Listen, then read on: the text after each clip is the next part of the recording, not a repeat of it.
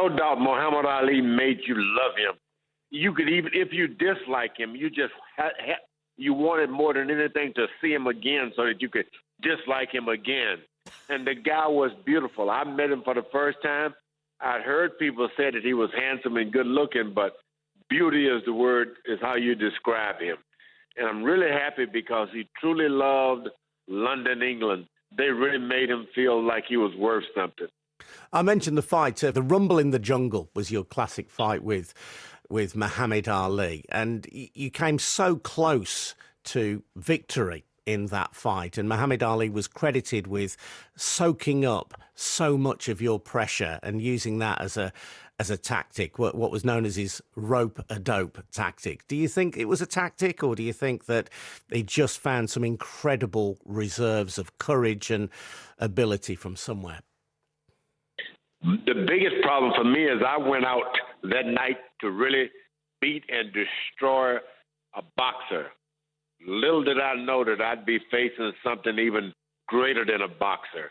He could hear this Ali all the time. He knew if he would fall as my other opponents had fell, that a lot of people would fall with him.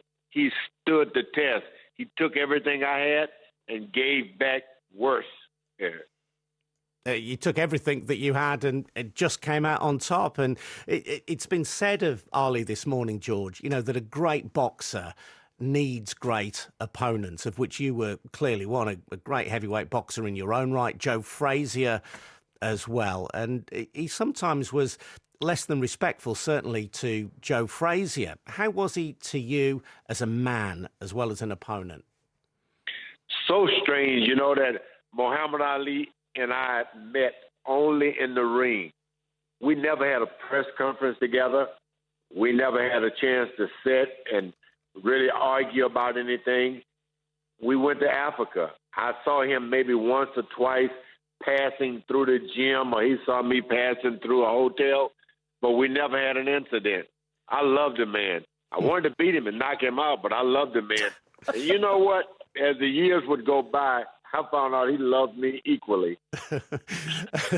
and George, we've spoken about his significance as a black American in the 1960s, rejecting the draft for Vietnam, changing his name, taking his name away from what he described as his slave name of Cassius Clay. You, as a black man in the United States at that time, what was his significance for you and for other young black men coming up? Muhammad Ali was what I call beautiful.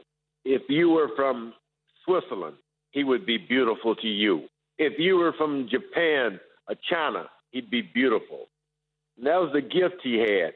Whenever you seen him, he was not a great boxer. He had something to say to make you feel good about yourself. To rank him as black or white would be really a crime. The man was too big for that.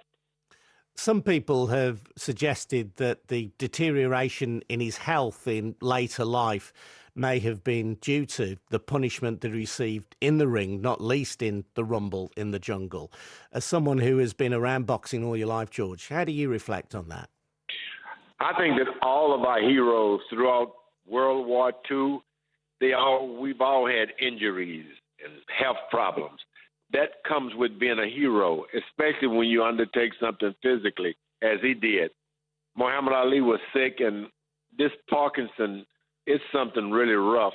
And that gives you a notion that all of us should take heed and try to find some research to help those who suffer with this disease. There got to be a cure. Muhammad Ali fought as best he could, but if boxing was the only cause of it, we'd be in good shape. And it's just incredible to think that here we are, George, talking about boxing matches from 40 years ago here in the UK, talking about television appearances from 40 years ago that still resonate, that still connect somehow with young people who are far too young ever to have known Muhammad Ali as a boxer. What do you think it was that he had that was so special? He said it better than anyone. I am the greatest. The man was the greatest, and forget about boxing. He was one of the greatest men to ever get into the ring. He was one of the greatest men to appear on television, one of the greatest men to appear in press and media. He was a great